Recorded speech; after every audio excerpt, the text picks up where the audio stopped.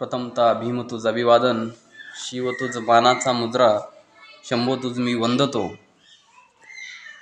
सर्वांना मानाचा जय भीम, जय शिवराय. मित्रांनो, आताच काही दिवसापूर्वी सुप्रीम कोर्टाचा निर्णय आला की SC/ST रिझर्वेशनला अ, ब, क, ड करण्याची व क्रिमिनेलियर लावण्याची राज्य सरकारला अधिकार देण्यात आले. हा सुप्रीम कोर्टाचा निर्णय आहे. कदाचित माझ्या माहितीनुसार हा त्यांचा अधिकार नाही आहे. सुप्रीम कोर्टाचा किंवा कोणत्याही कोर्टाचा हा अधिकार नाही आहे. हा अधिकार संसदेला आहे. ही प्रथम. आणि द्वितीय, साहेब मला एक कळत नाही आहे, अ, ब, क, ड तुम्ही करणार आहात, पण तुम्ही कशाच्या बेसवर करणार आहात अ, ब, क, ड? फॉर एक्झाम्पल मी तुम्हाला सांगतो. SC कॅटेगरीमध्ये 59 जाती येतात. समजा आगेर असेल, अनमुक असेल, आरेमाला असेल, अरवा असेल, बहना असेल, बाकड असेल, बलाई असेल, बसोर असेल, बेडाजंगम असेल, बेडर असेल, मोची असेल, मातंग असेल, चांभार असेल, महार असेल, वाल्मिकी असेल, बिंदल असेल, ढोर असेल, डोम असेल, गरोड असेल, घासे असेल, हत्तीर असेल. फॉर एक्झाम्पल STमध्ये 47 प्रकारच्या जाती येतात. म्हणजे मी फक्त जाती सांगतोय, त्यांच्या पोटजाती अनेक आहेत. त्याचा अंदाज बी कोणी लावू शकत नाही, एवढ्या पोटजाती निर्माण केलेल्या त्या भारत भूमीमध्ये. फॉर एक्झाम्पल ST कास्टमध्ये येतात आंध येतात, बर्दा येतात, बागचा येतात, बहिणा येतात, भरिया येतात, भट्टा येतात, भील येतात, धुंजिया येतात, धनका येतात, धनवार येतात, धोडिया, दुबला, गोंड, हलवा, कोळी, महादेव कोळी, पारधी, ठाकूर, एवढ्या SC/STमध्ये येतात जाती. SCमध्ये 59 जाती येतात. त्याच्यासाठी 13% रिझर्वेशन आहे, म्हणजे आरक्षण आहे. STमध्ये 47 येतात, त्यांच्यासाठी 7% रिझर्वेशन आहे.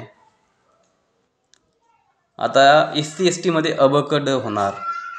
फॉर एक्झाम्पल आपण SCचं घेऊया. SC कॅटेगरी अ, ब, क आणि ड. सर तुम्ही अ मध्ये कोणत्या जाती टाकणार? सर्वात माझा पहिला प्रश्न, अ मध्ये तुम्ही कोणत्या जाती टाकणार?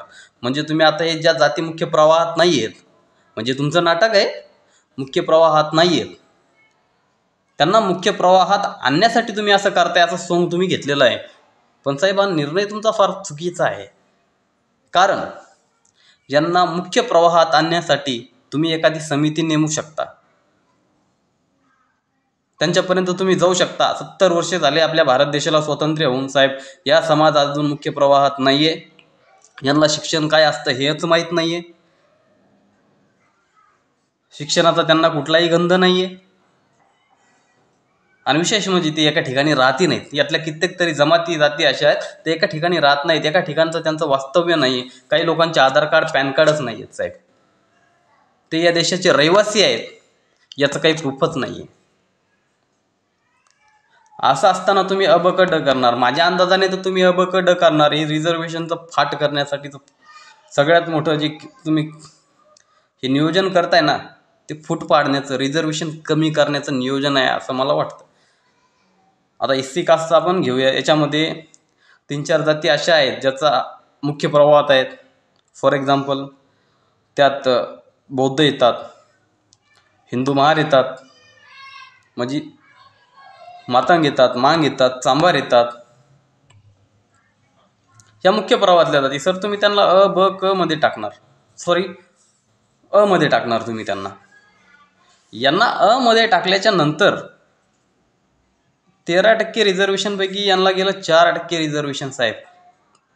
पण ते ब, क, ड मध्ये फॉर्मच येणार नाही साहेब. त्यांना शिक्षणाचा गंधच तुम्ही लावलेला नाही आहे. तुमची आत्तापर्यंत कोणतंही सरकार त्यांच्यापर्यंत गेलेलंच नाही आहे. त्यांना कोणत्याही सुविधा उपलब्ध करूनच दिलेल्या नाही आहेत.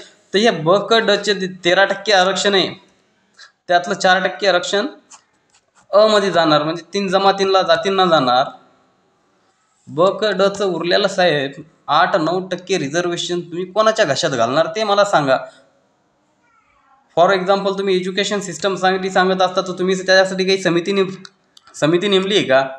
की बाबा यांना मुख्य प्रवाहात आणण्यासाठी आम्ही समिती नेमत आहोत, तर अजिबात नाही. सुप्रीम कोर्टाने असं कोणताही आदेश दिलेला नाही का त्याच्यासाठी समिती नेमून आणावा, समिती नेमावी. कारण सुप्रीम कोर्टाला थोडीच माहिती नाही या जमाती, या जाती मुख्य प्रवाहात आहेत की नाहीत, अजिबात नाही. आणि राज्य शासन पण याच्यासाठी काही करणार नाही याची मला खात्री आहे.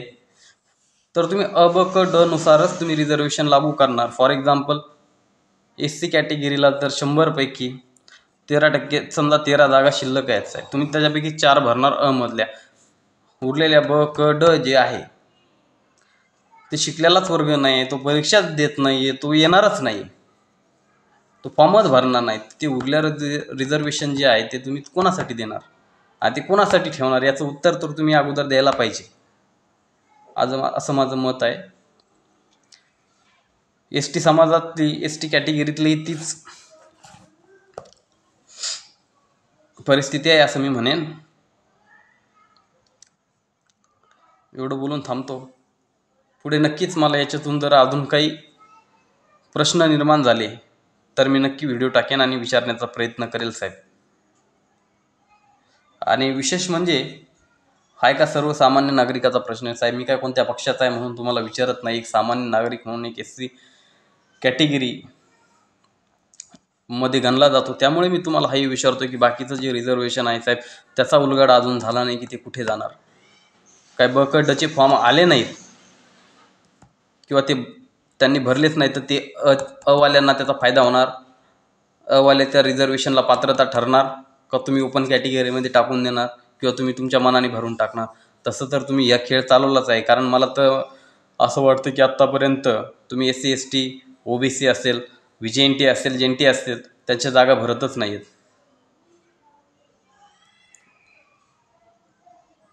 सध्याला एवढं बोलून मी थांबतो. पुढे नक्कीच मला जर काही दुवा सापडला तर मी बोलेन. जय भीम, जय शिवराय.